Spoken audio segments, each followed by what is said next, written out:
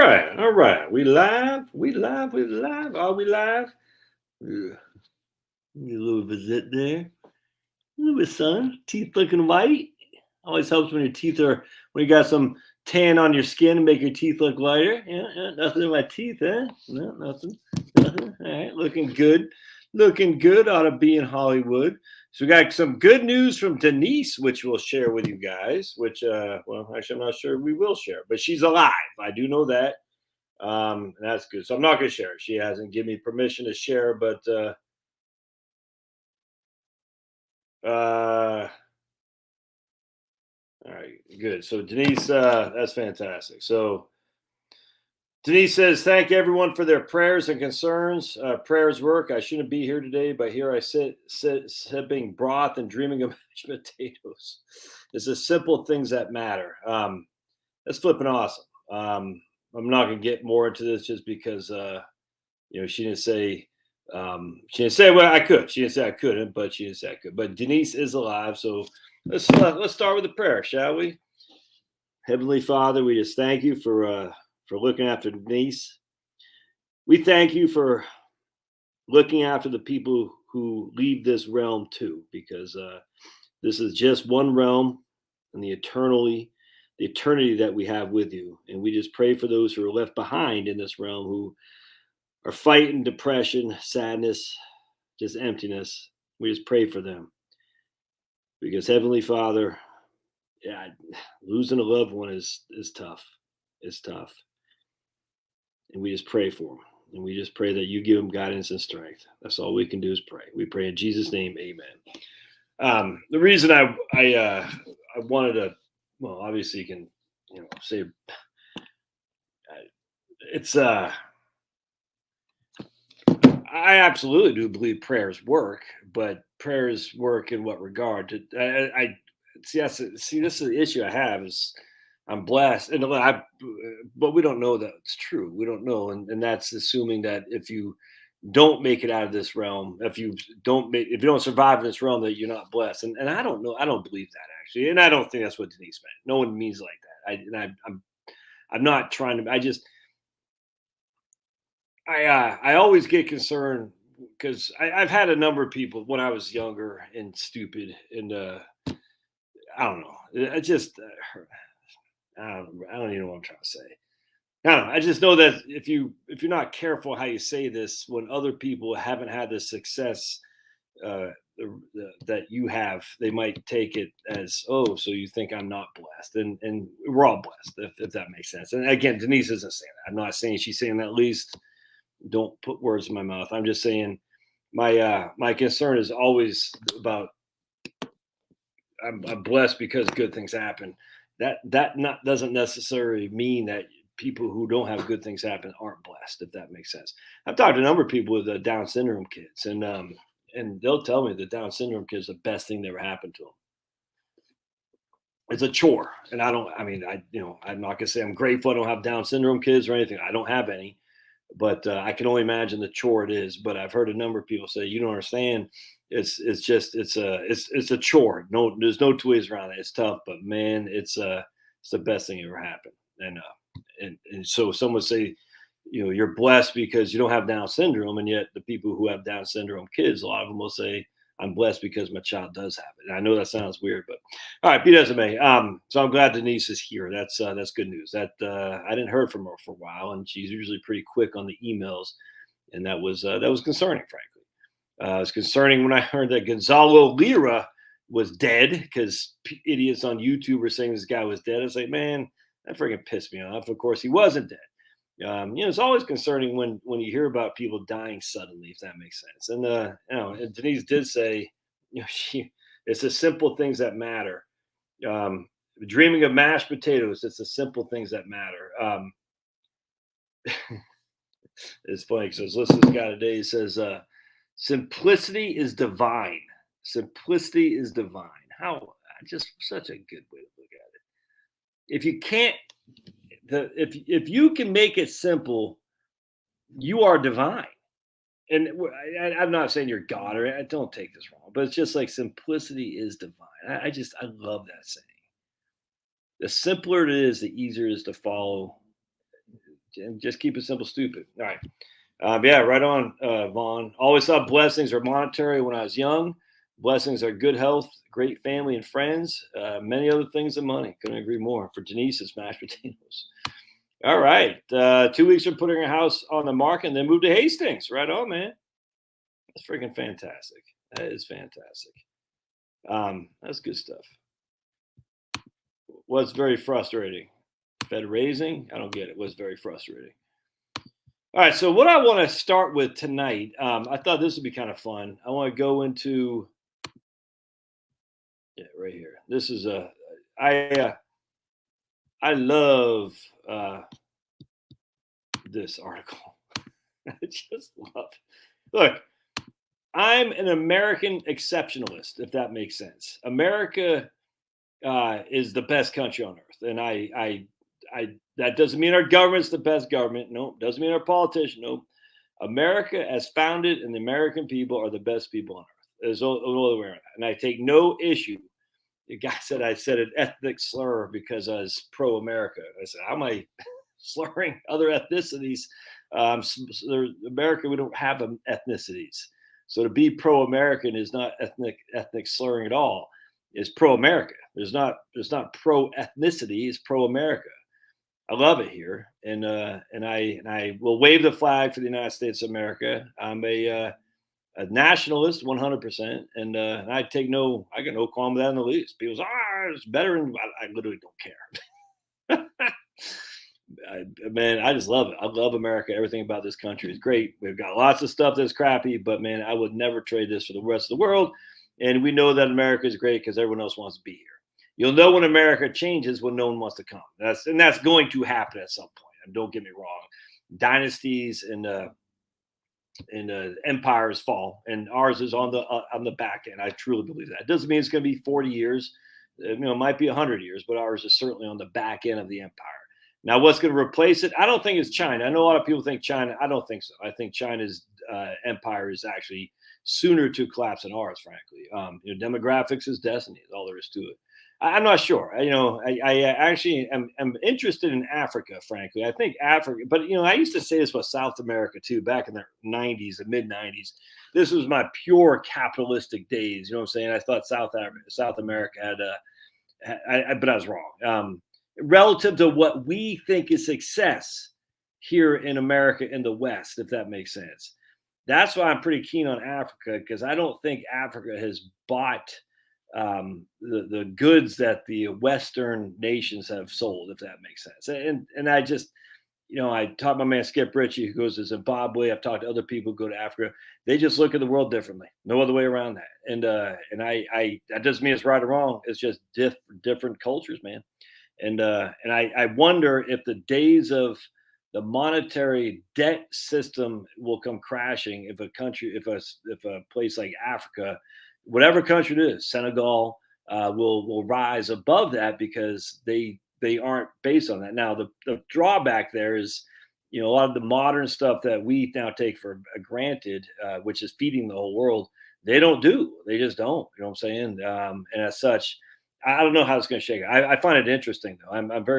I like watching or thinking about this, and I don't have enough knowledge on Africa to really dive too deep in that. And frankly, it kind of bores me because it's irrelevant. I just wonder, though, the West is dying. There's no other way around that. Asia, South Korea, Korea is dying. China is dying. I mean, this is not debatable in my opinion. Japan is dying. So is India the wave of the future? I don't know. I know India is a bunch of different, nation states in one, that's for sure. Tons of different languages. I don't know. I just don't know. But South America, maybe. I doubt it. But, maybe Africa. But who knows? Maybe it's going to be the way it was. I don't know. But it's very, very interesting. Well, it's a mess in what regard, though? I mean, my man says Africa is a mess, sadly. But I don't know. A mess in our eyes, or is it a mess? I don't know. I just don't know. So anyway, well, it doesn't matter, because in our lifetimes, America is still the place to be. 100%. And I have no apologies, or I offer no apologies for thinking that. So Noonan, Georgia.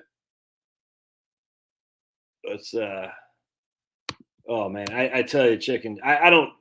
Look, I don't understand these guys who go like on some safari and shoot a giraffe and act like they. I don't get it, man. I just that freaking it sickens me. I'm gonna go down there in Africa. I'm gonna shoot a giraffe with this high caliber rifle. I'm gonna show how my hunting prowess to shoot a giraffe. I don't get it, man. All right, so my man York is equating Somalia and South Africa with Africa as a whole. Um, we're one. Yeah, well, we'll see. I mean, there's a bunch of different countries in Africa, man. So I wouldn't just say because of Somalia and South Africa that they're doomed. I don't know. I don't know. I'm not here to defend Africa. I mean, they're not feeding the world. I don't think they. I don't think they can. They don't have the skill set. I think that might be cultural. Oh my goodness, how dare you? I truly do. It doesn't mean, but that's doesn't mean that we are better or they're worse or they're better and we're worse. I just think there's a different way of looking at the world that maybe some of these sub-Saharan Africans have that we don't. Look, don't anyone's offended by this, just leave. I don't have. I'm yapping, but I mean, there's enough evidence to say there's a different way of do things in some parts of the world than we are accustomed to here in the West. We just happen to think the way of the West is the way to do it. If they don't do it, they're wrong. And that's not true necessarily. It doesn't mean we're wrong either because we're white and we're from the West. Oh my goodness, white guys are always wrong. No, it's just there's different ways to see the world, do things. Anyway, yeah, I don't know why people would do that. To kill a giraffe and I say, look at me, I killed it. Um, I don't know. Yeah, right. I don't know anything about hunting giraffe or elephants. You're right. Okay. Wow. So, no disrespect, brother. I got you. No disrespect, my man. I'm against how? See, I don't understand. What's this deal with this dichotomy? I'm against hunting giraffes and pretending like I'm out there on using skills to take down a giraffe, but I'm against hunting. What have I ever said I was against hunting? I never said I was against hunting. Ugh. I, I don't understand it, man. Is one type of animals only allowed for consumption? Well, here in the United States, we got a deer problem. I don't think anyone would deny that. We have deer as a problem, 100%. Thus, want to hunt deer, go crazy. I don't know if they have a giraffe problem in Africa. My assumption is probably not. I don't know. I don't like it though. If a giraffe is just sitting there minding his own business, and some guy goes down there and pays $5,000, that seems like a trophy hunt to me. And I'm like, why did you do that? You didn't like freaking. At least these guys who go on the deer hunting are like, I don't know the first thing about hunting. I'll just tell you right now. And but I'm not against hunting, and my more power. Go hunt deer. I don't have any problem with that at all. None. Go to Africa, spend $5,000 so I can kill a giraffe. I don't like it. Not gonna lie. Sorry if it bothers people. Don't care. I know my man Jeremy is, but you make a good point. What type of animals are allowed for consumption? Are they consuming the giraffe meat? Hopefully they are. I don't know. I just don't like it. I don't like people going down there and they got these big giraffes laying over their thing and say, "Look at me! I took this giraffe out." I'm like, huh? What kind of skill set was that? All right. So Lenny, just get the hell out of here, dude. I can't believe you're back. Why are you here? We've already just leave. Oh my goodness. Lenny's he's not a happy camper. He's been here before, angry. He's still angry now. And I don't get why he's still here. I don't understand it. Ugh. Wild pigs, hunt them all. Boars, by all means, do it. I don't like people going out to Africa and hunt giraffe. Oh my goodness, I'm such a bad person. Oh God. All right. All right. Yeah. So let's go into this just whiners. I can't stand whiners. Oh, I'm whining about whiners. So let's go with this. You thought the U.S. housing market was overpriced. It's actually been named the most affordable country for middle-class home buyers. And Pittsburgh has been named the most affordable city for housing as accommodation costs around the globe surge. Pittsburgh is named, we are talking about that. Hong Kong ranked bottom of the 92 housing markets assessed by some study. New York ranked 73rd, London 79th. U.S. was the most affordable country in the study, which also examined the markets in Australia, Canada, Hong Kong, Ireland, New Zealand, Singapore, and the UK. In most major economies, home prices boomed during the pandemic. All right. There's been unprecedented deterioration in housing affordability during the pandemic. The number of severely unaffordable markets rose 60%, except Pittsburgh, Oklahoma City, Rochester, St. Louis, and Edmonton. There you go. Oklahoma City and Rochester ranked second and third on the affordability list. Sydney and Vancouver ranked last. In a sign of growing tensions, Canada is banning most foreigners from buying homes for 2 years. Interesting, huh? How come Justin Trudeau isn't called what's it called? Whatever the thing is where you don't like foreigners. You know what I'm saying? I'm drawing a blank. So here are the least affordable: Hong Kong, Sydney, Vancouver, San Jose, and Melbourne. There you go. Australia, right on. Canada, Vancouver. That's pretty cool. So give me USA or give me death, baby. I love it. All right, so that's good. That makes me feel good because, again, at the end of the day, we know that a lot of people say, I got to leave the U.S. to go someplace else because I can't afford it here. Well, you can do whatever you want. I just find that to be pretty silly. Lots of Bambis out there. Tons, man. Tons. Xenophobe. That's it, Mike. That's it. There you go. Xenophobe. Exactly. What the hell is that avatar? Oh, man. Yes, we did get to news on Denise. Yes, we got news that she is alive and she is well now, but it is a big struggle. Maybe one of these days we'll get her to pipe in when she's fully recovered, but she is alive. It sounded like it was pretty close. Yeah. All right, good. Thanks. So someone kicked out Lenny. Good. He's just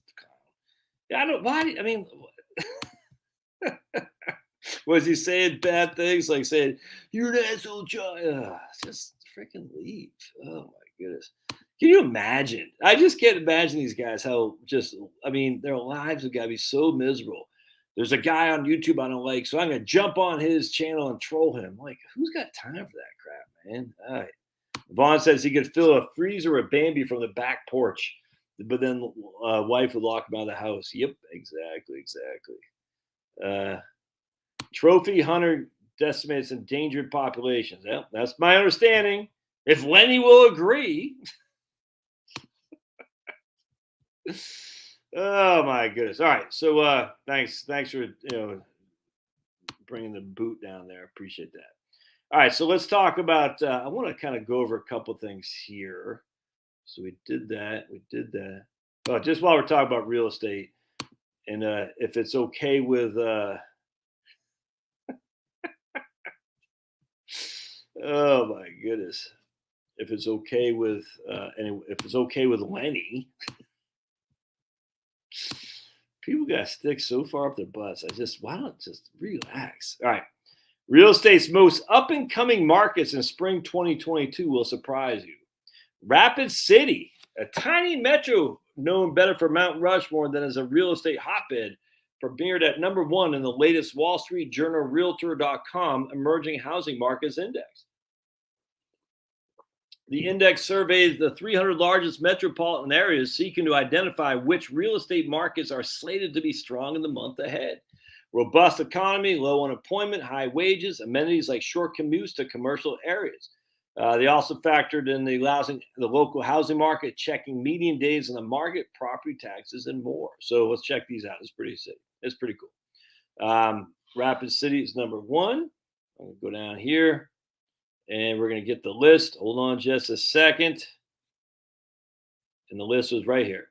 Santa Cruz, California, median housing, 1.2 million. So, Rapid City, median housing, 436. Northport, Florida, 575. I don't know where that is. Santa Rosa, California, 987. But California, who wants to live there? Naples, Florida, Boulder, Colorado, Coeur d'Alene. Whoa, Coeur d'Alene is $1 million. Damn. The median housing price in Coeur d'Alene is $1 million. That's crazy. Fort Collins, Billings, and Raleigh, North Carolina. Pretty cool. So I like here. Never been there. That's okay. Never been there. Never lived there. Never been there. No. Don't know anything about it. No. And yeah. So I'd say 6 of those places are pretty cool if you ask me. So good stuff. Nope. Too cold. My waterfront increased. Yep. Had a car hit Bambi in front of our house at 3 a.m. and it woke me up. Car pieces everywhere. Yep, 100%, man. Waterfront increased 10% in less than a year. Small lake house. Yeah, there's not that many. I mean, I tell you, there's only so much water out there. All right, so now let's go into.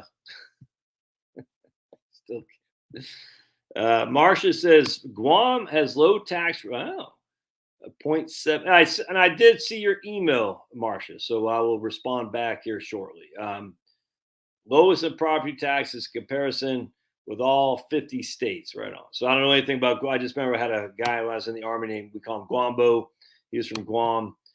He looked like he was about 100 years old, short little guy. But this guy, man, that guy could. He wouldn't quit. It's crazy. Robert was his name. Robert Guambo. There's another Puerto Rican guy named Valverde too. Another small guy. These guys, they just wouldn't quit. They were machines. I'll never forget Robert Guambo. I'm telling you, probably 5 foot high. That was it. And that guy would put 150 pounds on his back and walk in the cold of Fort Drum, New York, and he would never stop. It was nuts. Did I find a retirement location? Are you talking to me, Jeff? Macomb, Michigan, near Lake St. Clair. Right on, Tony. All right, so let's talk about the what's my take about U.S. yen. All right, did I find a retire? Yeah, I don't know, man. It's one of those things. Like moving a pain in the ass. I still got 4.5 years before my youngest is out of high school, so we're staying here for the foreseeable future, and that's okay. I like where I'm at. I mean, we got pool. I got some fruit trees. You should see my freaking blueberry plants. I mean, if you plant a blueberry plant, it's starting to really show some serious blueberries. They're, some of my fruit trees are looking okay. I think I'm starting to think this year should be some good produce. I'm hoping. We'll see. And it's fun to see these things grow. I don't plan on being here forever. It's just too big of a house once the kids are out. But for the next 5 years, and then who knows, man? I don't know. I don't know what the future holds. I guess I suppose if any of my kids start pumping out grandkids, but it would be nice to be close to the water. That's for sure. We'll see. I was doing videos on it, right, Jeff? I'm not moving to Michigan. Look, if I'm moving north, it'll be to my stomping grounds in New England. All there is to it, But we'll probably split the difference and move back to Virginia. I like Virginia. I mean, it's got everything you need, man. It's strawberries. Yeah, we got one so far. I'll see if the squirrels got it. I've been peeing on my strawberry plants. Shh. Hopefully, you can smell the urine. So hopefully that will. Keep the squirrels at bay, but I also have them up against a retaining wall, so I'm not sure the squirrels can. I don't know, man. We'll see. I think the squirrels might be kept by the retaining wall, but hopefully the smell of humans' urine will keep the squirrels at bay. Let's see.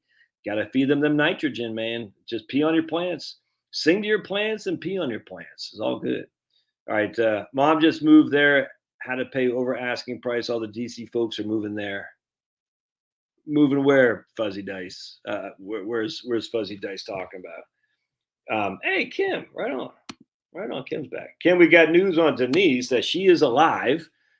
Sounds like a struggle, but she is alive, and that's good stuff. And she appreciates all of our prayers. So I was very happy to hear that. Hopefully, she'll share more. She sent a pretty long email, so I'm sure that was she's on the back end of whatever it was. I don't feel that I have the ability to say much more than that because she didn't tell me. And you might be in contact with her too, Kim. That's why I never buy roadside produce. Oh my goodness. All right. So we saw, yeah, see, that's the thing, man. It's, Virginia's just got a lot going for it, man. But we'll see. I don't know. I change my mind every day. Shit, hear my wife. I mean, I still have this fantasy of living back in Maine. I just don't. The problem is, I love the greenery. I love it, man. I love the green, and the green in the Maine summer, the spring to Maine in the summer, and then the fall is fantastic. But that's sandwiched between 5 months of just gray, trees that are dead. You know what I'm saying? It's just that wears on. I think I was reading someplace it was snowing in northern Maine today, and I was like, man, we're already, I'm already getting tan, man. You know what I'm saying? It's like, oh, that just sucks, donkey. That sucks. I was like, I don't know if I could take that again. I don't know. We'll see, but I'm not sure. Oh yeah, definitely throw coffee grounds on there too. 100%, Jake, absolutely. Yeah, Maine's beautiful, George. It really is. It's just it ain't warm. But come the spring, it's just, and then the fall is the best place than ever. Winter can be hell in Maine, 100%, man. Absolutely, absolutely. Lighthouse living. All right, so let's talk about Japan. All right, so I'm going to go into this here. We're going to start right here. All right, I cannot. I tell you, man. So here's the Japan, the Nikkei. All right. So we're going to take our trusty calc. Make sure y'all can see that. Yeah. All right. Sweet. Now, bubble. Not so much a bubble. Bubble. Not so much a bubble. Anyway, so here's from macro trends. We're going to go back to right here. 1949, the Japan Nikkei was at 176. By the time 1993 rolled around, or 1990 rolled around, excuse me, it was at 36,000. So we got 40 years. We're going to take our trusty calculator. 40 years is N. There we go. 40 years is N. 176 is our present value. 36,850 is our future value. No payment. That averaged 12% a year for these. Did I do 40? Yeah, 40. Yeah, 12% a year. That means your money doubled every, 6 years? 6 years. So I just want to make sure I did that right. Hold on, so let me just do it again. We got, okay, good. We got, what do we say? 170 at the height. Well, we even start right here. It doesn't really matter, but we'll start right there. 170. Well, let's go down here. We'll even go down here. We'll say, look, you got in the market after the war ended. We'll say 93. 93 is our present value. 36. 37,222. Is that what I saw? 37,724. Future value, 40 years. That's 16%. So you got between 12 and 16% annually. If you have 16%, divide that by 72, that means 72 divided by 16, that meant your money doubled every 4.5 years for 40 flipping years. I mean, that's just insanity. And then look, 37,722, and right there, 27. It hasn't got back to where it was. And if we looked at the non-log scale, I mean, and that's without taking money out. That's just the market. Now you can say, well, look at where it's at, 87. We can say right here, 87.39 to where it is right now, 27. Okay. I mean, that's growth, but that's what a 300% increase. That's not anything different than what America's done. All right. So I want to show. So then we're going to go to. I want to show you something else here too. So let's stop sharing that. And I talk because this is what we have to. My thinking is what we're going to have to deal with. Except I think it could be worse. And this isn't. I don't know, but this is what my fears are. We're going to show the 10-year. We're going to show the 10-year government bond. All right, so going back to 1990, when the market got decimated in Japan. The 10-year bond was at 7.3. All right. So if you bought bonds then, it didn't even matter. And right here is at 3.8. But notice they're all positive. You made money on all these bonds. That's why I was saying today in my earlier video, man, if you're about a year or two from retirement, load up on Wellesley, load up on any kind of bonds relative to your stock position. I mean, because look, 7.377 is what a 10-year bond was doing in Japan in 1990, right when the carnage began to happen in the stocks. And even though the bond yields were dropping, they didn't drop where you lost money. They were still paying a positive return until right there, and then they went negative. That's the negative interest rate, the NERP, negative interest rates. And right now they're back to 25 basis points. But I mean, I cannot stress enough how the bonds saved your retirement. The stocks, just again to reiterate,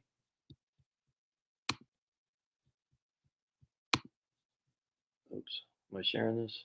I gotta share.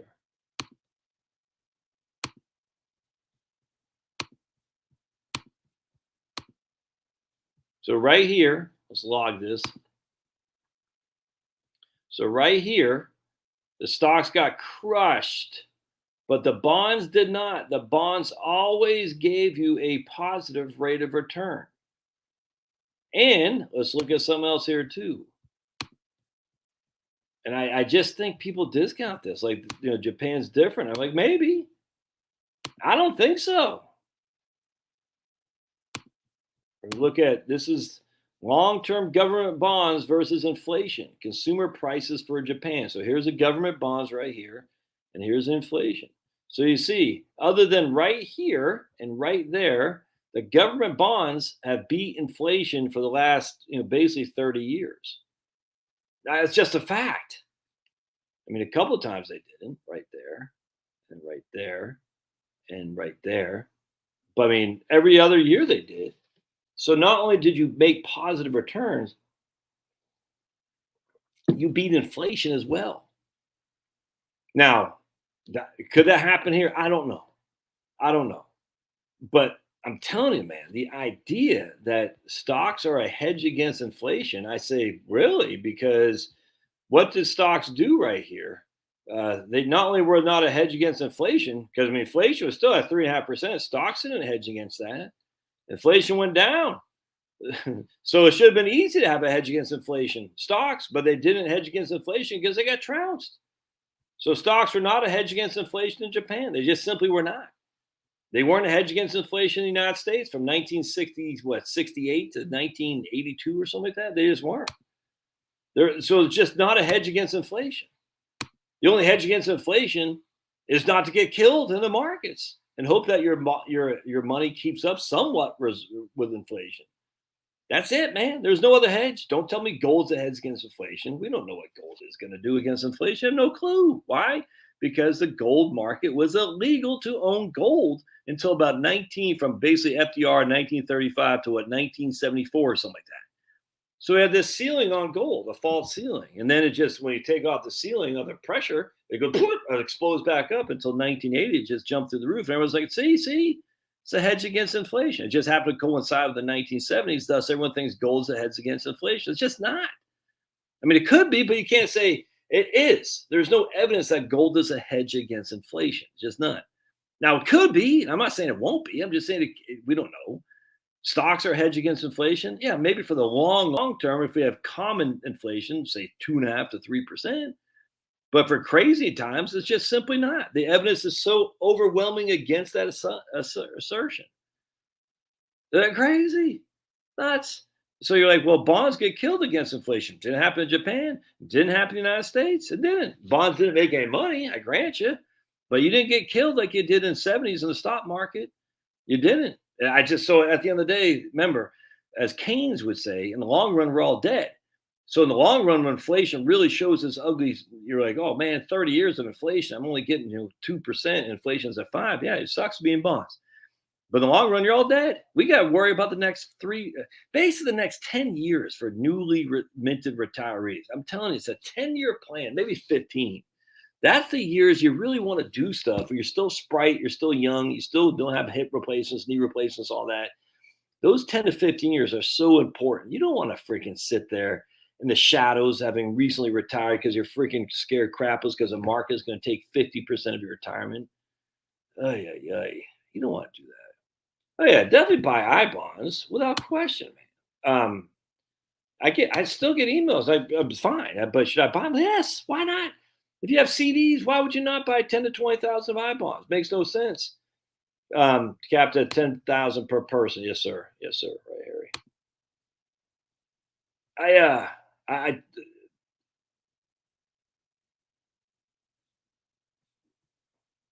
and I just tell you, man, this whole thing with bonds. Yeah, I agree.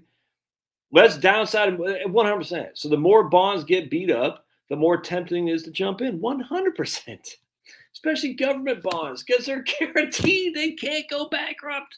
Ah! And I'm just sitting there thinking when I see the 10-year treasury now yielding, uh, which means I got to change my scenarios on right capital. Oh, yeah. I don't want to do that. I'm not going to do it. Yeah, I wait for. So right now, the 10-year treasury, let me show you guys something.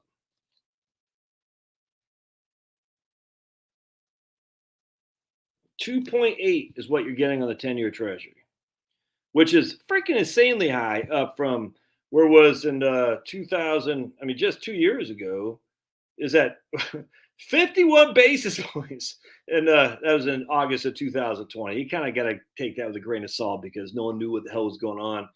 But let's just say a year ago, in 2021, April 30th, basically, right here, April 26th, is 1.75. So the 10-year treasury has gone up, basically doubled. The yield has doubled over the last year. That's a pretty significant increase. So now you're getting a 3% 10-year treasury.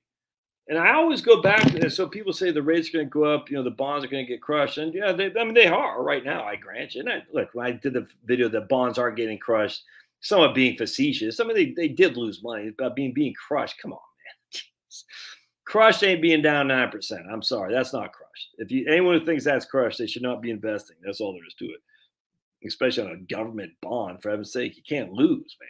I mean, you will get the bond will pay the par value. So if you bought well above par, yes, you will lose money.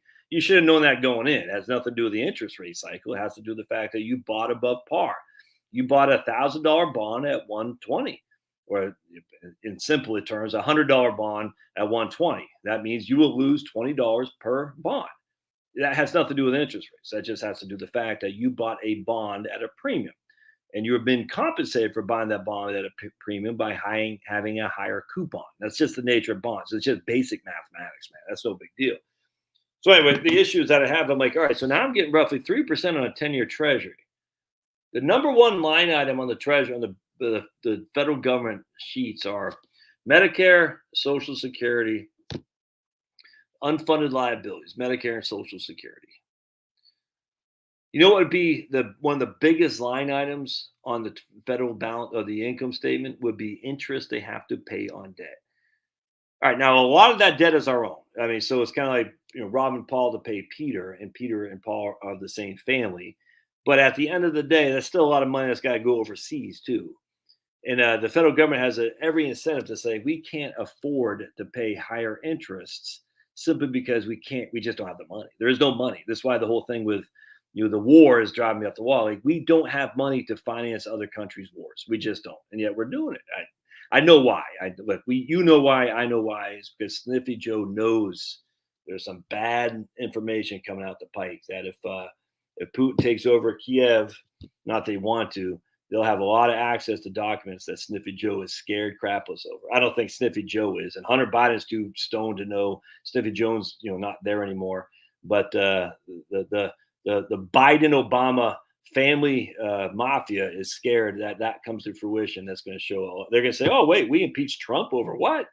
And Biden and Obama, the mafia family, they're going to be like, of course, nothing will come to it because the Democrats never paid the piper, but because Republicans are just in DC, just get rich. Look at Kevin McCarthy. Look at Paul Ryan. Look at them all, man. They just get there to get rich, man. They don't care. They don't care. They'll save the country. We're going to save the country. Elon Musk, he'll save us. We don't need to do anything. We'll rely on Elon Musk. Anyway, the point being is if I had a 3% bond right now, and you can, and I'm not saying you go buy individual treasuries, just want to be clear. But that's why I like the idea of buying like a Wellesley or a BND. I'm like, all right, a lot of the carnage is behind us. That doesn't mean there won't be more, but I'm just telling you right now, a lot of that carnage is behind us. So let's take a look at what, since the last time we spoke, we're going to look at Ginnie Mae, VFIIX, VFIIX, there we go. Yeah, so Ginnie Mae, year to date, has fallen from 10, we'll just do a 52-week high. 52-week high is at 1070, and now it's at 978. So 1070 minus 9.78 divided by 10.7 is down about 8.5%. That's just price. Then you factor in, we'll just say roughly a 1%. I'll say 1.5% yield. So Ginnie Mae is down 6% over the last 52 weeks. It's not getting crushed. We'll look at BND, the bond market index.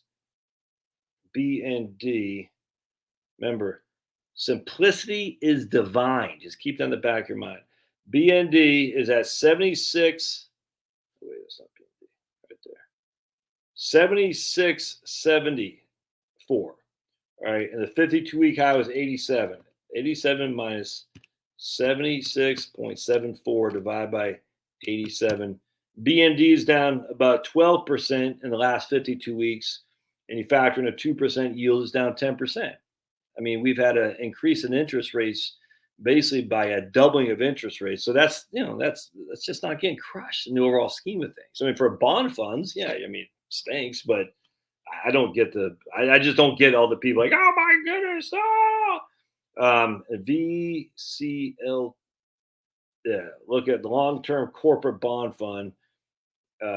Year to the 52-week high was 101.10 minus right now it's at 85.33 divided by 110. Long-term bond fund is down 22%.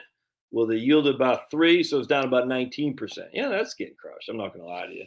That's a full-fledged bear market. What a bear markets means buying opportunities, man. When the tide goes out, you see who's swimming naked, as I think Buffett said that, or Charlie Munger, one of those guys. Anyway, that's a long term, and right now you're getting 3%. That's something to think about. Anyway, I'm a fan of thinking about adding bonds 100%. Now I already did that. I did that about 3 months ago. As always, I was too early, so I got my I've been Wellington has been smoked for me.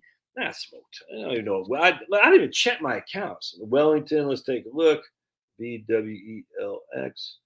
Wellington's at 42.60. So 52-week high in Wellington is 52 minus 42 divided by 52. Wellington is down about 19%. That does not include dividend reinvestments or any kind of interest yield. So Wellington is, in the last 52 weeks, is getting close to bear market territory. That's what we want to see. I'm okay with that, actually. If we could see a bear market, I'd like that. That means it alleviate a lot of my concerns of a Japan where we're just going to get smoked. Bear markets happen all the time, my friends. So from December, yeah, right there, from December 2028, Wellington's at 52. Now it's at 42. So Wellington is down, without including dividend reinvestments or income, is down about 20%. I mean, let's look at Wellesley. I haven't looked at Wellesley. VWINX.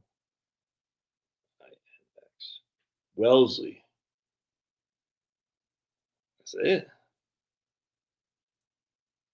Wellesley, 52-week high, 3018.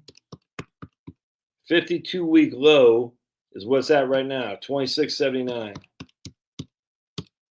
Oops. 11%. And then it's got a yield of about 2.5. So Wellesley's down 8. That's why you buy Wellesley. That's why I buy Wellesley right there. I can't stress that enough. That's why I did my video earlier today. 8 to 9 to 10% isn't getting crushed. 20% is a bear market. Getting crushed is long-term bond fund, 20% in a long-term bond fund, that's getting crushed. Of course, you get out now, it's like, what are you doing? Stay in there. People can't afford gas, house, and food? What? Jeez, man. Okay. If we went to Japan, that would be fine with me. If you want to take a trip there? What the hell is going on with Brad here, man? Cedar's got to work till death to survive. Oh boy.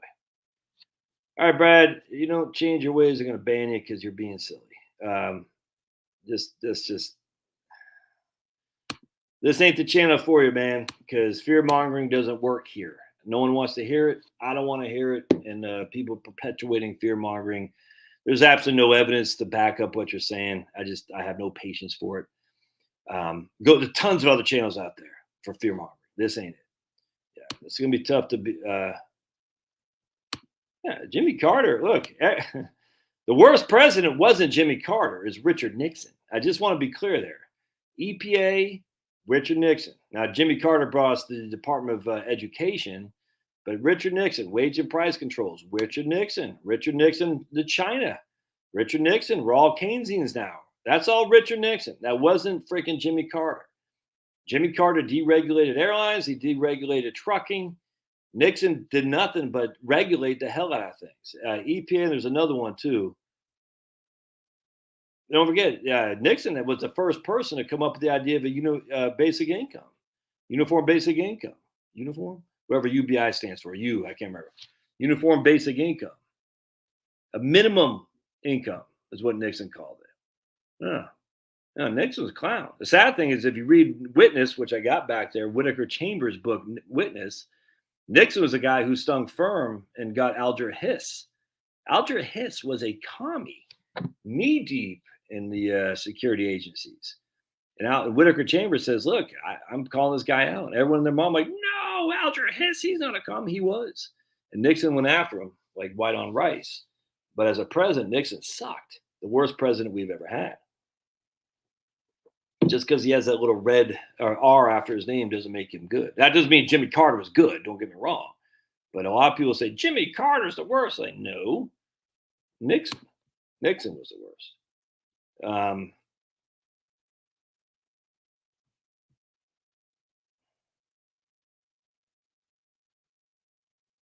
So here's Kim saying she got a 4.99% interest rate. Can you believe that?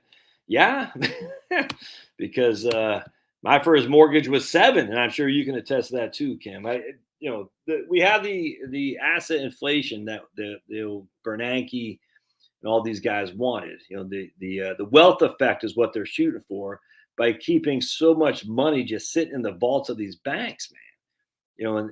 The asset inflation is different from price inflation. The asset inflation that's why Bitcoin spiked up so much. Because people are like, man, real estate, bonds, stocks, what else? Well, Bitcoin, that makes sense. Farmland, that makes sense. It just makes sense. All this money squished around the rich people. No one else had money just to buy up all this crap. And we had money to invest on a regular basis. But just the rich guys. The wealth effect, the trickle-down economic wealth effect. Oh, boy.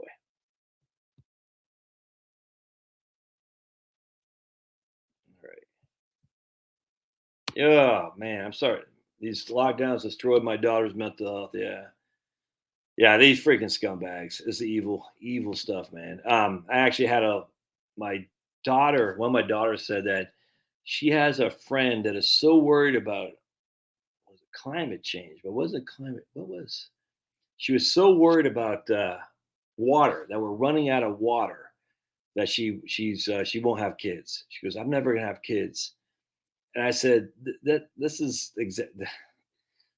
what the depopulation crowd has been advocating for years, to scare people not to have children. You think Greta, whatever her name is, Thunberg, is going to have kids? I'm not that I want to marry that crazy lady, but no, of course not.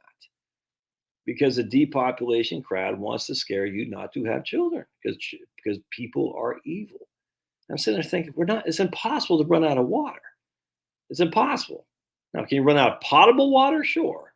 But we have desalination plants. You can't run out of water. It's impossible. It's not going to happen. Ay. But I mean, but she's like, "Oh my goodness, we're gonna run out of water." It's like these people are freaking evil with their climate stuff. You hear about that guy who killed himself in front of the Supreme Court, I think it was, because he's worried about global warming. As these, it's freaking. I feel bad for that guy. Of course, he's a big Bernie supporter. It's anti-human. These people are anti-human who are pushing this stuff. It's crazy.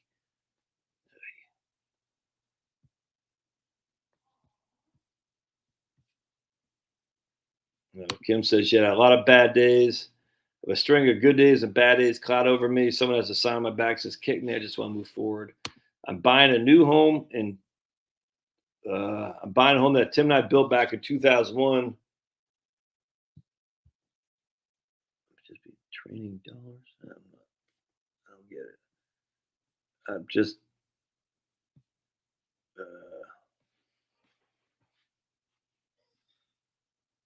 Do we see the SP 500 biggest, fastest drop since 2020? Oh, that's 2 years ago. um, of course, Jimmy Carter didn't hate America. I don't think Biden hates America. I don't think these people know that they're being led by the globalists. I don't. I literally don't think they do. I think they think they have power that they don't have. I truly do. Biden maybe. Well, Biden. I mean, I'm saying the normal. Nah, Biden. I think he doesn't hate America. He just want to be wealthy beyond his means, beyond his dreams, I should say. And but not Jimmy Carter. No way. All right.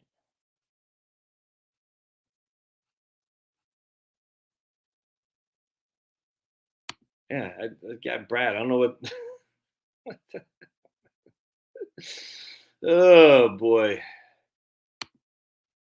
Yeah. Buy some I bonds, man. My head of installation is buying everything else. Talking.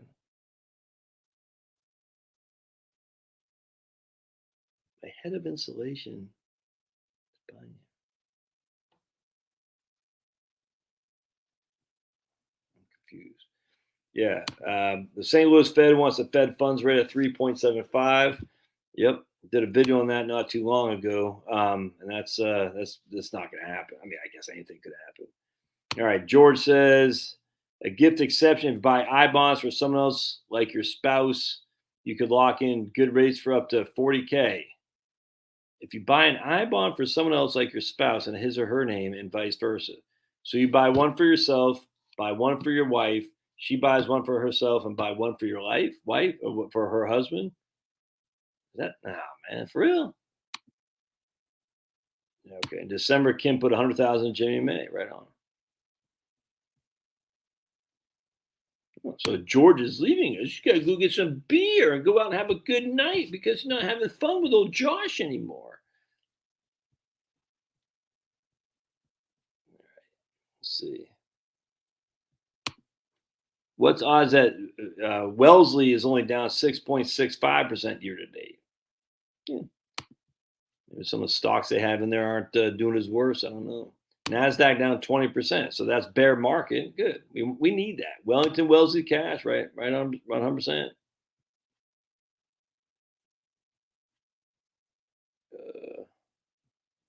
My dog perks his ears up when trucking freight going skyrocket. Some parts are double in the last 12 months. Let's go, Brandon. Ooh, so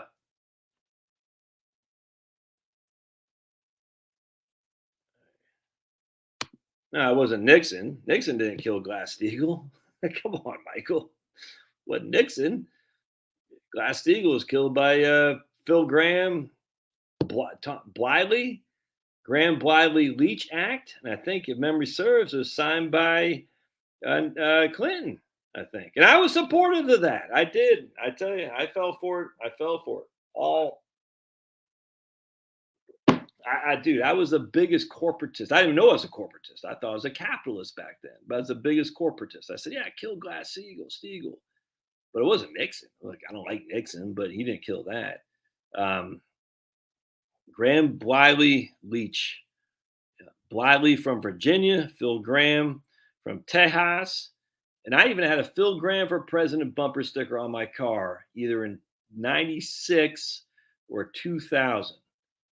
96, yeah. And then I ended up going for Harry Brown. I voted for Harry Brown in the Libertarian Party. I wasn't voting for Dole, and I won't vote for a squish for Republicans. I was thinking about that today. It's like, man, if Republicans nominate a squish, I literally won't vote for them. I just don't care. I'll vote for the, down ticket, but I'll never vote for another Republican squish for president. I've heard it all. Like, we need to have a Republican. No, we don't. I'll never vote for another squish. And as such, I'll have to turn in my Republican card, which I've had for 30 years and been very active in the party, canvasser, cold caller, fundraiser, the whole thing. But I guess I'm not conservative enough if I don't vote for the Republican squish. That's never going to happen. That won't. Anyway, but I did vote for Harry Brown in 96. I think I voted for Perot in 92. I think did I end up voting for Perot, or did I pull it for Bush? I think I had a Perot bumper sticker on in 92. I can't remember if I voted for him or not, but I remember voting for Harry Brown because I wasn't voting for Dole. I campaigned for Forbes. I was in Arizona. I campaigned for Forbes. When Phil Graham lost the nomination, and that was in 96. Yeah. That's when I turned over to Harry Brown, the Libertarian Party. I campaigned for Steve Forbes because those are the capitalists. I thought him, kind of following the steps of Phil Graham. They were both big on the flat tax. I like the flat tax. I think the flat tax is fantastic. I think the tax code is way too complex. It's annuity from Americans to actually build successful things, to do productivity, as opposed to figure out the stupid tax code. It's insanity. I can't tell you how many people I respect as business owners. Like, well, if you do this, you can write this off. If you do that, you can write that off. I'm like, this whole thing just is it's so flipping stupid, man. It's such a waste. And I hate it. I hate the tax code, and I do. And I don't do. I mean, I'm self-employed. My write-offs are basically nothing because I don't want the IRS breathing down my neck. I got a couple of deductions on home insurance, on home real estate taxes, plus my mortgage interest, plus my charitable giving. But it's hardly more than our standard.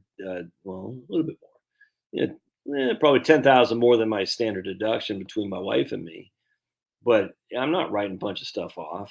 I mean, I know you could, but just make it flat tax, man. Be done with it. Say, all right, if you made more than $100,000, you owe 20%. If you made less than $100,000, you owe 10%. That's it. Just like Dick Armey said back in the day. Universal basic income. There you go. Did I say? I said uniform. All right,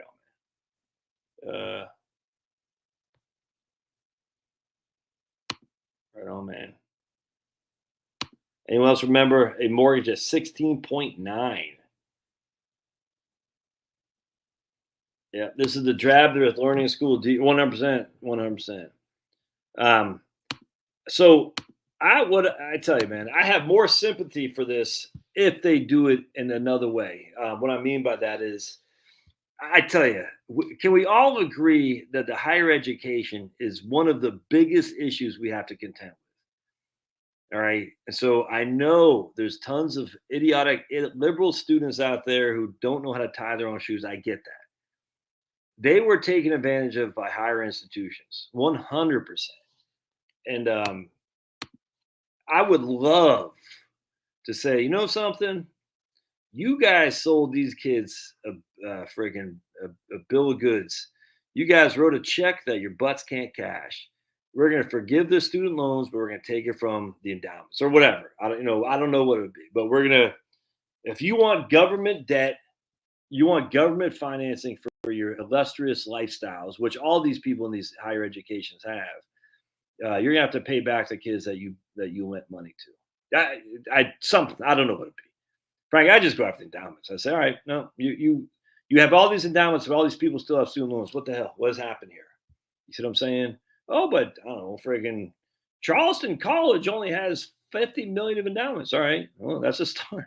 Somebody posted today like this. Oh man, it's great. I loved it. She posted. She said, she's defending the Harvard endowment because the Harvard endowment isn't enough. A drop of the bucket to finance Social Security. I said, ooh, I like this. So you're defending the rich elite, are you? This is fantastic. I said, Republicans, there's opportunity here if you would wake your freaking butts up and say, go after the endowments at the universities. No one likes universities anymore. They're not well received. No one likes these guys. And the fact they have all this money, no one likes these people. It's such an easy target. Oh, we got to make a target. Yes, Saul Alinsky 101. Make a target out of your political enemy. It's just that simple. So this chick is like, oh, you went after the endowment at Harvard. That wouldn't do anything to solve its Social Security. I said, ooh, opportunity rings. Go after the endowment and make the libs defend the rich elite institutions that are teaching kids to freaking kill themselves because they're so worried about climate change. It's like a made to order political issue. Oh my goodness. Has nothing to do about will you actually fund Social Security with the endowment money? No, but it's a great politics. And politics is done by getting people emotionally tied to your actions. Then you say, yeah, we are actually going to use this to help Social Security, keep Social Security solvent, and do it. We know it's not going to solve the whole issue, but it's a freaking step in the right direction. And then you can get the CBO if you want, the idiots at the Congressional Budget Office to write something. Okay, we're going to say we're going to tax it down with 25% a year on income. I don't care what it is. Net unreal, I literally don't care. 25% on their gains, 25% on income. I don't care, but we're going to tax them. We're going to tax universities now because we've been funding them with tax-free money that you and I as taxpayers are paying for with taxable money to us. So also they can preach anti-American crap and say there's 80,000, different people that men can have babies. And it's the whole thing. All right, so we're going to say, yes, we're going to go after these schools because we've been financing and we've been socializing the risk, i.e. you and I, Joe taxpayer, have been taking the risk and privatizing the profits for them. Not for us, but for them. It's such an easy win. It's such an easy win. But here we are in Georgia. We got an election coming up. And what are we talking about? Tax cuts. We're going to tax cuts and we're going to seal the border. I'm like, look, dude, you can't seal the border in Georgia. I know. I get it. Just, we know that now. You can't do it. I mean, that doesn't mean you don't talk about it, but why make that tax cuts? Why make that your biggest issue, man? And seal the border. At least Brian Kemp, he's talking about if Stacey Abrams or David Perdue would have won, they waited. This is actually a pretty effective ad here in Georgia. Brian Kemp is our current governor. He's saying, look, if I wasn't governor, we wouldn't be open. We would wait for Fauci to tell us when to open. I said, that right there. So someone on the Kemp campaign knows his voters. I thought that was fantastic. Anyone who takes on Fauci has my vote right there. That was fantastic. Make a political target of Anthony Fauci. I think that's wonderful maneuvering, as opposed to tax cuts, seal the border. And what's the other one? There's one guy, tax cuts, seal the border, and something else. Oh, end sex trafficking. You're like, oh. All noble things. All those are noble. None of them get political people to vote for it. None of them do. They don't, because it's not pocketbook stuff. People like pocketbook stuff. Or they like stuff that's actually hurting people in terms of the gender wars and stuff. People get fired up by that because it's current right now. If that makes sense. The sealing the border stuff, we can't control it. That's kind of like a Trump's issue. And right now, it's just not that big of a deal. I mean, it is. I get it. But it's just that doesn't get people out to the vote. It just doesn't. Now, other than for the presidency is different. But that's not a big deal. Tax cuts is just boring. Same old. Just stop. What gets people fired up is the issues that are right now red pill things or whatever, red button issues. And the gender wars are huge. I completely grant you that. So fight on that. Fauci's still out there friggin' being a fool. Fight on that. But at the end of the day, it's pocketbook stuff, man. Inflation. Fight on that. And how are we going to deal with it?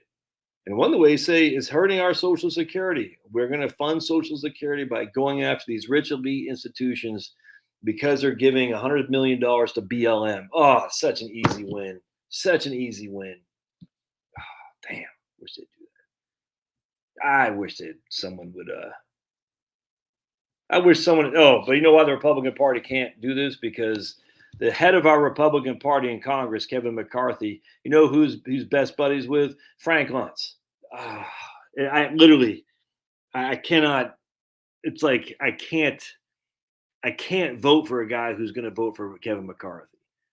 For Speaker of the House, I can't do it, or House Majority Leader, Speaker of the House.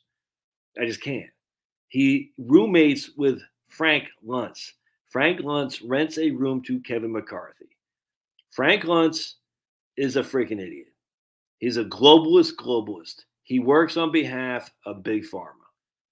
And Kevin McCarthy, I can't take it, man. I'm sitting there thinking, you're not only do you room with Kevin McCarthy, with Frank Luntz, but you want other Republicans to jump on board on conference calls with Frank Luntz. I can't believe that the head of the Republican Party is that. It's insanity.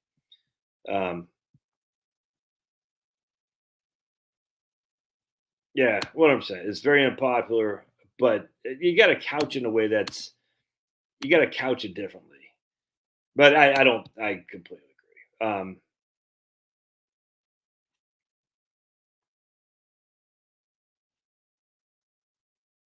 What I'm saying, there's no way they're hitting 3. If you all think the Fed is going to get to 3.75 on the Fed funds rate, I got a bridge to sell you in Brooklyn. And I got some oceanfront property in Arizona. From my back porch, you can see the sea. The Fed is not going to have a 3.75 Fed funds rate. Give me a break.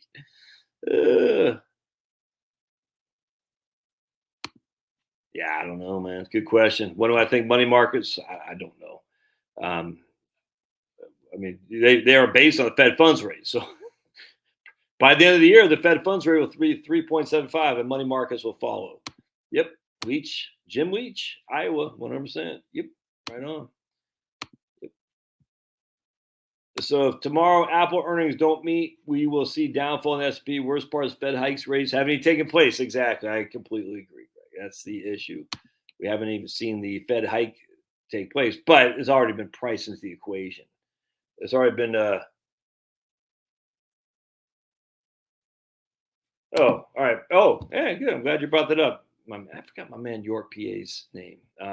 We've been here for a long time. So okay, good. So my man says, and he calls me Joshua because I'm formal like that. You will call me Joshua. Because Joshua won the battle of Jericho, Jericho, Jericho. Joshua won the battle of Jericho, and the walls came crumbling down. So let's see. He says, "Why would I think the U.S. may do worse than Japan?" And I want to point this out.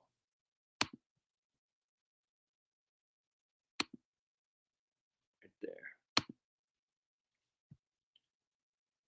All right, there we go.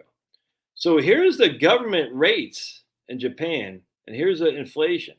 Notice inflation is way down here. Now, I actually still think deflation is a long-term thing. 100%. I will go to my grave. I mean, I hope not. I hope I don't go to my grave. I will go to my grave thinking that deflation is coming in the United States, in the world as a whole. 100%. Depopulation. There's no other way around that. When there's less people, there's less demand for products and services, and we know that GDP is what drives GDP is consumer demand. As the world gets older and the world dies off, less babies, less consumer demand, less growth in the economy. Just no other way around that. Anyway, so what's happening here is, and then on top of that, you have I guess we can say. So you have inflation is way low, and they kind of track, right? Government bonds and inflation. So for the next couple of years, though, it looks like inflation will be, pretty high until we get some sensible energy policy. I don't know that's going to come, how long it's going to take. Something will happen, but until the next couple of years, we're going to have high inflation and still pretty low interest rates. I mean, the interest rates, I just told you, on a 10-year government bond, 3%, inflation was 8.2. And so that's what my concern would be. It'd be kind of like right here in 2014 in Japan, where the, let's see, I guess it's not really giving me a number. 0.68 was the yield on government debt, and the inflation rate was at 3.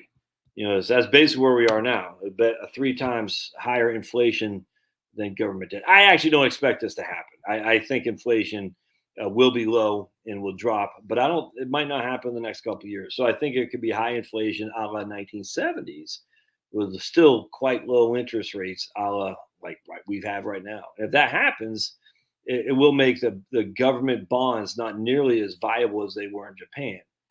And I still think, like I said in my video earlier today, when it's come back from the farmers market, I don't think corporate profits are going to give us much to write home about. I just don't. And earnings growth year over year plus dividend yields, earnings growth year over year plus dividend yields. And so I think that if that comes to fruition, high inflation relative to government bond debt, again, a 3-to-1 is what happened in Japan. And that's kind of where we are now. 3% government bond, 9% relative inflation. That continues on for a year or two, and then lower corporate earnings. That could be pretty bad, man. That's 1970s all over, 100%. Just remember, though, 1970s, the bond market did not get killed. I say this all the time. Say everyone thinks, well, bonds get killed in inflation. It just didn't happen in the 1970s. I mean, they didn't make any money, but it wasn't 1973 and 74 like that happened to the S&P 500. You came out okay in 1973 and 1974 in government debt. You just did. You didn't get killed. And getting killed is what you got to avoid for the next basically 3 to 5 to even 10 years.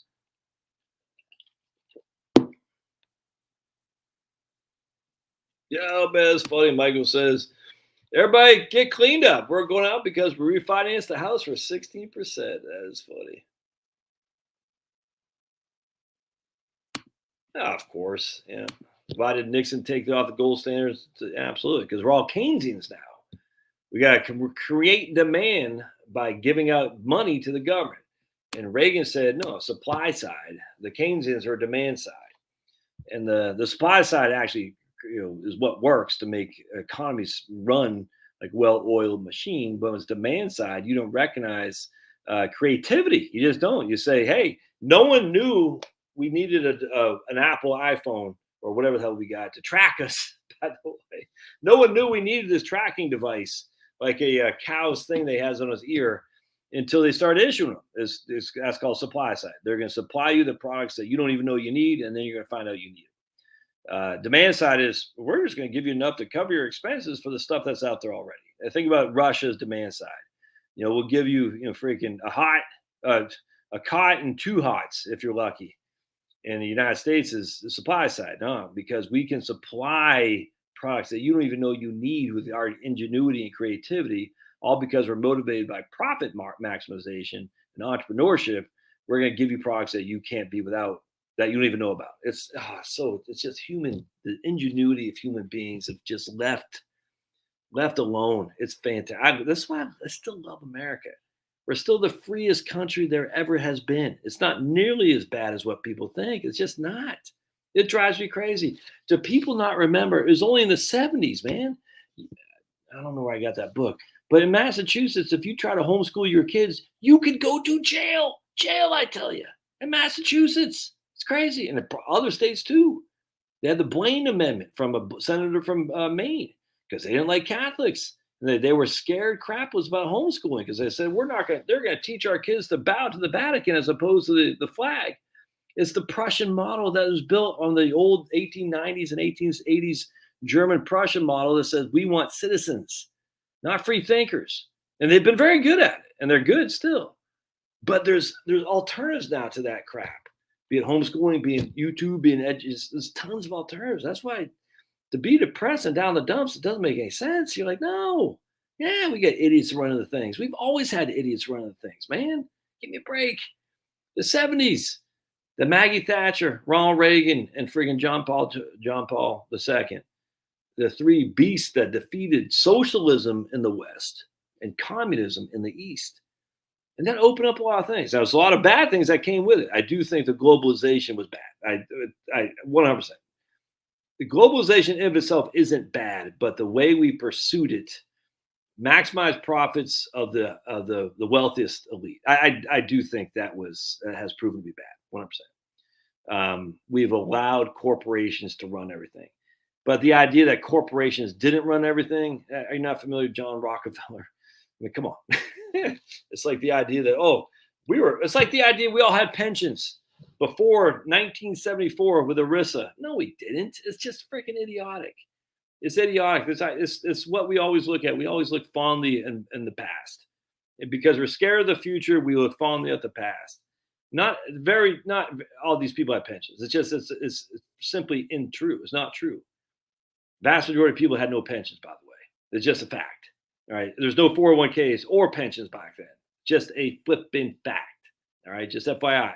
There's no air conditioning in Phoenix, Arizona. Facts. You know what I'm saying? Just FYI. So just as people say, why do you need air conditioning? I had a guy, because I posted on a video about air conditioning. Oh, is that my ethnic slur one? Yes, that's the guy who accused me of being ethnic slur. Because I said, yeah, man, we like our air conditioning. We like our dryers so we can smell good, unlike everybody else. And he was really upset by that.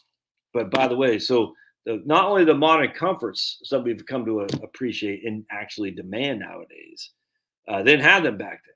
They didn't have pensions back then. We don't have pensions now either. Oh, but by the way, we got these things called 401ks, which is your freaking money. It's portable. All these people say, it was a good back in the old days where I sat there on an assembly line and put these two freaking widgets together 8-9 hours a day, doing this, but I got a pension. Oh, now I said, no, I don't want to do my assembly line stuff. I want to take my money and start my own business. That's how I did this right here. Is Brad still on here? Brad's probably like, oh, the 401k is the biggest scam in history. Yeah. All right. No, I'm not deregistering as a Republican, because I am Republican. If it wasn't for the Republican Party, there would be no Second Amendment right now. And for that, I'll always be aligned. Until they come anti-gun, which the Democrat Party used to be pro-Second Amendment, and then they went anti-gun. I mean, it's how things have changed. But as long as the Republican Party adheres to the Second Amendment, that's you can't have a first without a second. Just always remember that. And at least the Republican Party plays lip service to abortion. Actually, that's not true anymore. The Republican Party in the states they're freaking kicking ass, man. The state Republican Party in a lot of these places are freaking kicking ass. I'm talking about the DC establishment. They can all kiss my butt. But the state stuff, and there's a lot of good stuff going on, man. And it's good. It's good stuff. Wait till this year. Wait to see the state legislatures. How many state legislatures? Let's go to let me see something here real quick. You made me feel like dancing the night away. You made me feel like romancing. How many state legislatures? Let's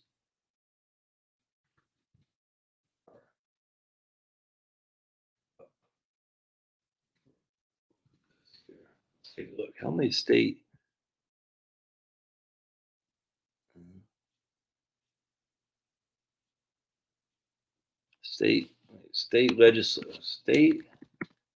legislature? Okay, legislature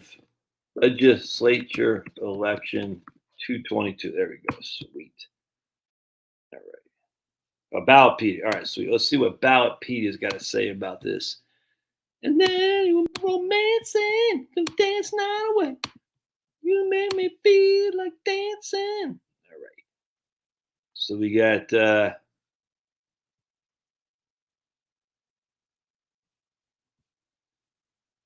88 of the country's 99 state legislative chambers would be up. That represents 6166 of the country's 7,300 legislative. 84% of the state legislative seats are going to be up in 2022.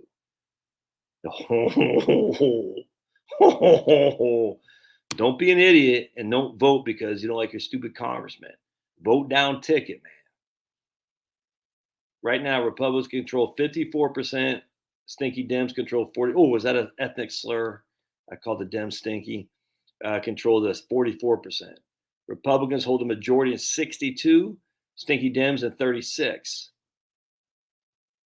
Trifectas. There are 23 Republican trifectas and 14 Dems. And then don't forget, we got the trifecta. Well, not a trifecta, but we were able to override the idiot Kentucky governor, Brasher, whatever his name is, and we overrode somebody else, someplace else. Kansas? I think it was Kansas. Anyway, one Democrat incumbent was defeated in the primary. No Republican incumbents were defeated. That's it. Just one Democrat incumbent was defeated. Damn.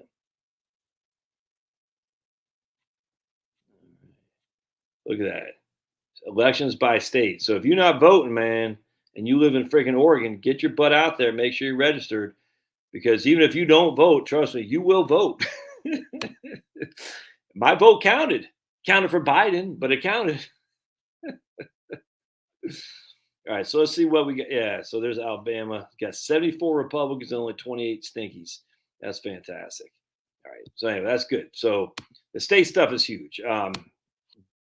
Obviously the state relies a lot on the feds, but man, get your butt out there and vote for the R, because if they're state legislature, they're most likely going to be friggin'. They're going to be fired up, dudes. They overrid somebody on CRT stuff. I forgot where that was. Virginia. It wasn't Virginia, right? Do I follow safe harbor for estimated taxes? I'm not familiar with it. Sorry, man. Yep. Yeah. Oh, there you go. I like it. My man, Northern Captain. Probably easier to no longer allow student loans to schools with giant endowments. Oh, I love it.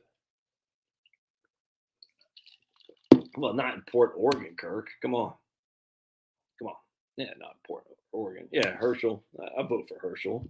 I don't expect much. He had a pretty crappy commercial today too, though. I mean, it was good. He was talking about, remember, Herschel, but what did he say? He endorsed by Trump, and that's okay. He was. I'm not anti-Trump. I just, the guy bores me. He was.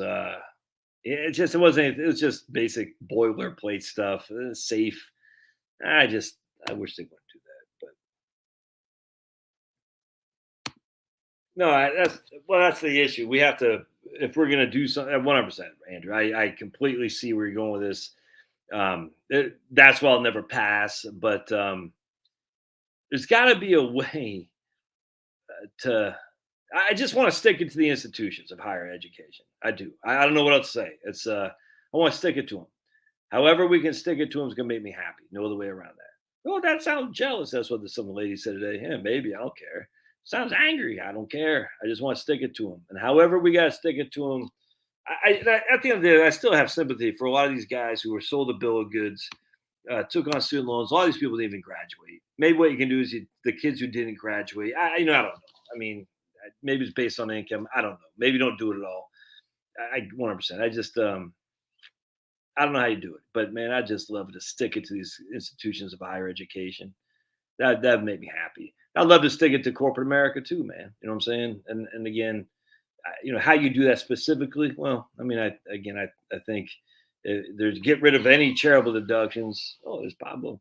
First and foremost, because it's the wealthy given to the wealthy. That's just a fact, and they're getting the write off, and they're using such a freaking scam.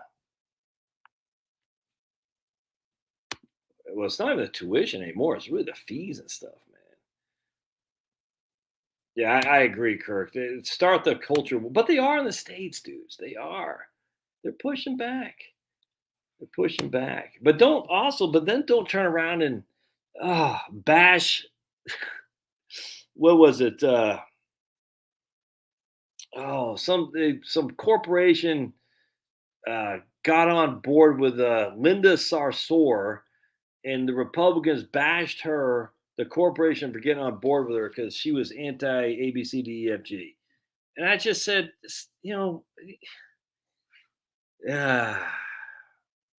this is what happens, is that what was 10 years ago,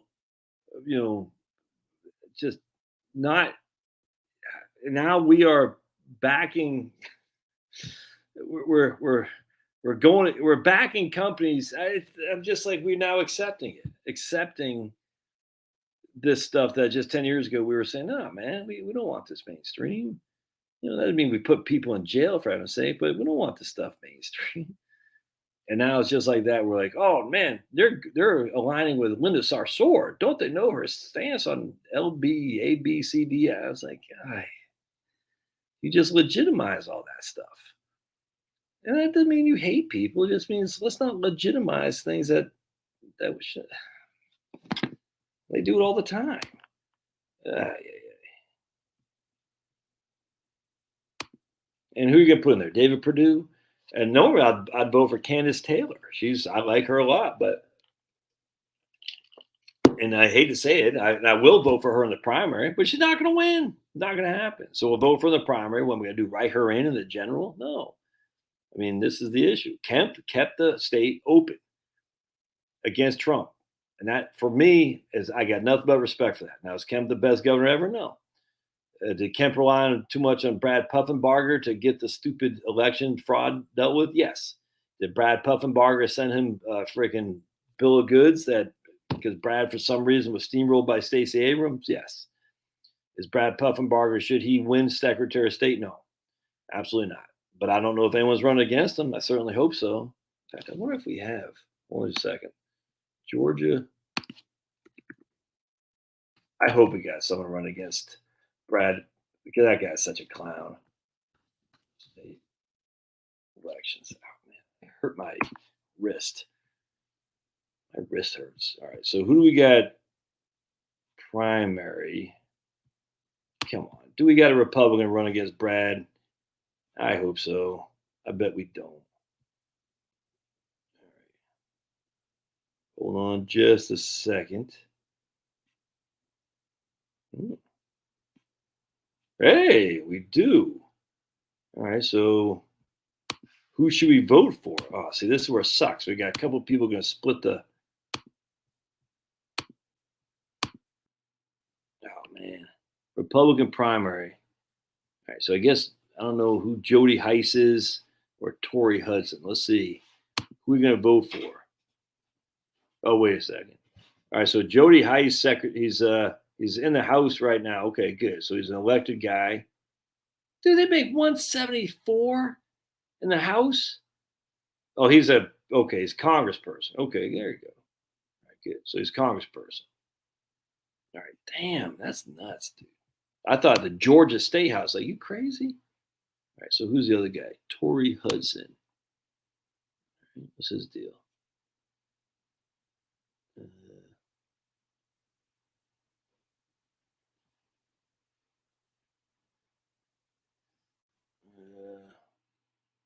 I don't know anything about him. It's not. He's a judge in some court magistrate. All right. All right. I'm not sure that's enough firepower there to take out old Brad. So I'm going to vote for Jody Heiss. I'd like to vote for the black guy, but I can't because I don't think there's enough firepower. So Jody Heiss is our guy right there. So vote for Jody Heiss for Secretary of State. He served as a pastor for 25 years. All right, there you go. Southwestern Baptist, huh? Is that the one in Dallas? Southwestern Baptist Seminary? All right. He was a conservative radio talk show host. Okay, good. Good. All right, I'm voting for Jody Heist, and you should too. Oh yeah, man, I hope this guy. Oh boy, I hope he's getting some stuff out there because we can't have Jody and the other guy splitting the ticket. That's can't have that. All right, so vote for Jody Heist for Secretary of State. Yeah, right here. China's exactly, man. Yep. Yeah, and it might emerge as the number one superpower. I don't know. I don't think so. It's just too many conglomeration of ethnicities, of cultures, and whatnot. Oh yeah, dude.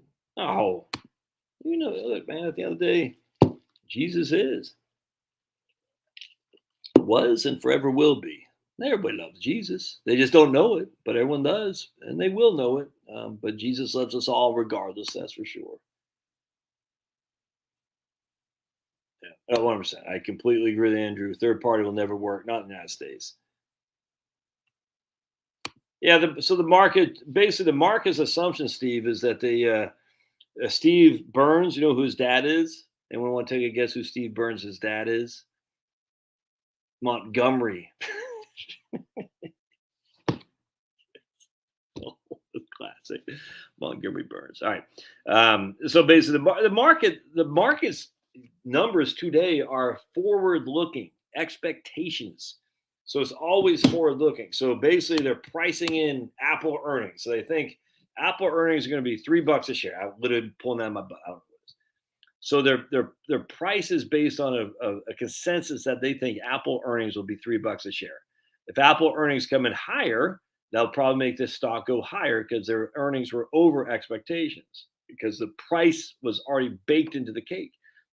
If the Apple earnings come in lower, that'll probably be a sell-off because they're like, "Whoa, we thought $3 a share, now it's only two. Holy crap, what's going on there?"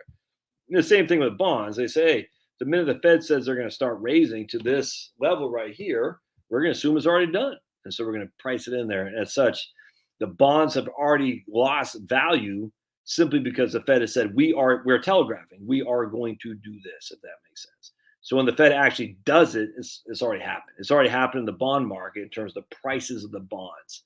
Hope that makes sense. It's interesting, but remember, investments are always forward-looking, always and forever. What's the future hold for me? And if Jerome Powell and what's her name, stupid Yellen, say, we're going to do this, we're literally going to do this. The Fed says, well, if they're going to raise, we're going to buy and or sell based on that information that we have, and we'll change our mind when new data comes out. Yeah, right here. This is a concern of mine too, right there. Debt to GDP. The debt to GDP doesn't bother me. Japan's got debt to GDP twice that. It hasn't had anything. The total amount of debt does concern me. I'm not going to lie, especially the unfunded liabilities of Social Security, Medicare, and Medicaid. Um,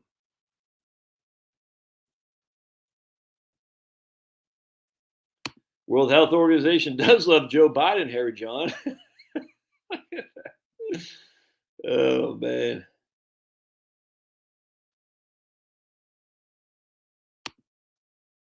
Yeah, I think they're just anti-Trump. To be honest with you, I think a lot of these people truly have hate in their heart for Republicans. 100%. Well, you have hate in your heart for Democrats. I actually don't. I don't.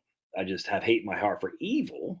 And some of the Democratic policies are abortion after birth is evil. 100%. I don't hate the sinner, but I absolutely hate the sin. That's for sure.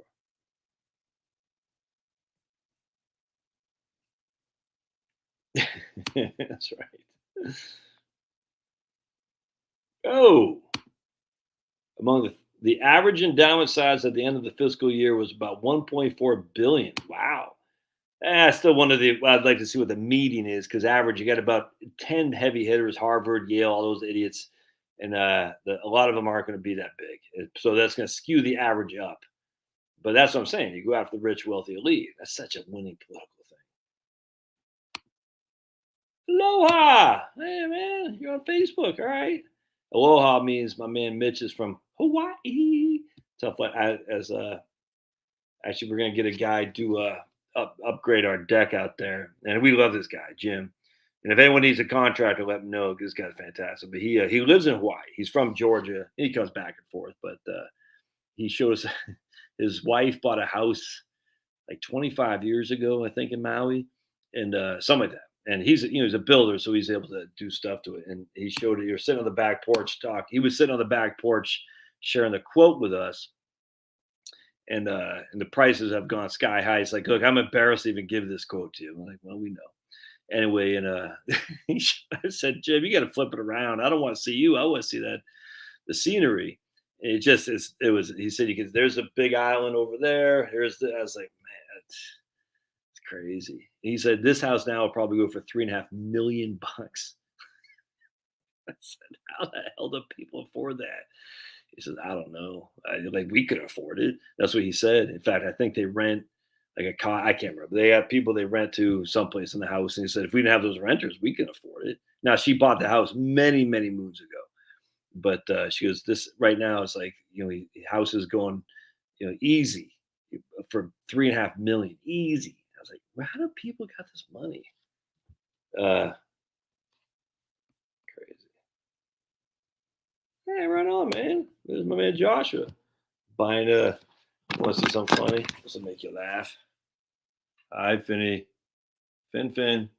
He doesn't want to say hello to anybody. All right, so we'll get out of here in just a second. All right, so we talked about Japan. We talked about the political thing. I do want to share one other thing for you. Yeah, I 100%. That's the unfunded liabilities. That's why we'll never pay the debt. Everyone's like, we got to pay off the debt. It's never going to happen, which is why high interest rates will never happen because we can't afford the debt payments to service the debt, if that makes sense. All right, so I want to share this right here. This was fantastic. I talked about this article earlier today, but the secret plot to unleash corporate America. You really should follow my man Matt Stoller. I love this, man. This is so fantastic, and this is what I talk about, right? Ooh. I want to show you something real quick. Right here. Here's a guy, Bill Baxter, a true believer in the Chicago School of Law and Economics. He was a total zealot in favor of getting rid of the traditional constraint on monopolists. Though he was charged with enforcing the laws as written, he simply refused to do that. Right? He empowered economists at the Department of Justice to veto cases, and these economists quickly became known as case healers. All this caused blowback in Congress, but as predicted by a couple of guys from Chicago, conservative Senator Strom Thurmond, among others, prevented Congress from checking Baxter. He came out with new merger guidelines that completely changed how the antitrust division worked. The agency stopped enforcing most mergers and eventually revised the guidelines several more times, weakening them further. The effect of his choices were catalytic in the economy. Here's a chart of what happened right here, 1982. High inflation. Remember that? 1982. High inflation. Paul Volcker raises the interest rates to kill inflation. Or is that the beginning of the globalist ascent where we started shipping stuff overseas and started being a huge import economy? Import economy. What does that do? That means we import cheap stuff. What does that do? It drives prices down. On top of that, huge non-acquisition and then acquisition-related junk bonds. So non-acquisition, we're not using junk bonds to buy a company, but we're issuing junk bonds just to fund operations, to pay a dividend, to make the shareholders wealthy, to give the CEO, whatever, his freaking private 8 planes or something like that. And then you can see the rise in junk bond debt, to acquisition debt. Acquisition debt is so you can buy another company, leverage buyouts. Mergers and acquisitions, and there you can see the number of dollars in terms of total mergers and acquisitions. It went from freaking, I don't even know what that is, 2 to freaking 230 billions of, which one's which? I'm not sure which one's which. But anyway, it went from whatever this is down here to whatever that is up there. It doesn't matter. It's huge increase. Let's just put it that way. All right. But this wasn't just a 1980s problem. Clinton, Bush, Barack, Trumpster, they all continued the successful framework of the next 40 years. And here now we're seeing, we got, hence there are now problems caused by corporate concentration everywhere, from Live Nation to Dollar Thrifty to Google through our food system. America became a nation controlled by billionaires. And every subsequent bailout or financial boom was used for, among other things, mergers, to include the present day. Here's a chart of what happened after the CARES Act right there. And look at the mergers and acquisitions. Crazy, just running through nuts. Now, when Republicans get back into power, Apple and Disney have to understand one thing. Everything will be on the table. I don't think so. Not if we got Kevin McCarthy, because he's a corporate. Everything will be on the table. Mitch McConnell, I don't think so. These guys are corporate. Look, they're not going to freaking do anything on antitrust crap. No.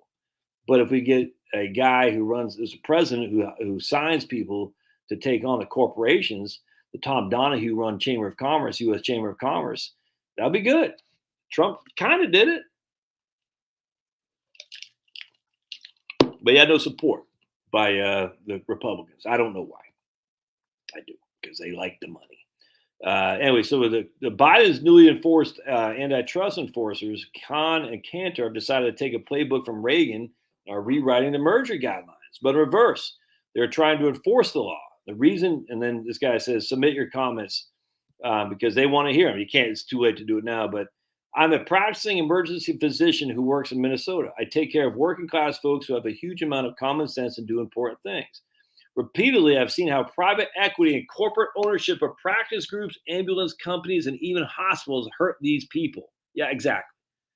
They inflate costs for the sake of profit to the point where patients refuse critical admission and transport because they know they're going to get stuck with a bill that might bankrupt them. 100%. We got an anonymous retailer looking at ag fertilizer monopolies. I'm an ag retailer in the Midwest and I have only 2 suppliers. If I don't know what UAN is. They price their products the same. They control the market. It's hurting the farmers. They control when we can buy it and how much we will pay. There are no price protections when the price has gone from buying 32% at 180. I'm not a big fan of price controls. I don't want price controls. But the reason that we don't want price controls, we need more competition to avoid price controls. But if you only have 2 players, there's no competition. And as such, they control the market and they control the price. That's why you need more competition.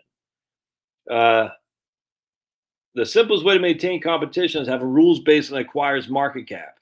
Investors are not dumb. If the market cap is very high, investors understand the entity has already had significant competitive advantage. If the competition and proposed merger is to compete against larger companies, then the merger may have merit. An example is Salesforce buying Slack to compete against Microsoft versus Amazon buying Kiva Systems and then shuttering it to its offering to outsiders. Yeah. Anyway, and then the hotel and resort industry, a significant merger and acquisition. Yeah. Anyway, that's such a great article. Anyway, that's guys at Substack what is it website? Matt Stoller, MATTSTOLLER.substack.com. All right, you get out of here, my friends. Appreciate y'all being here.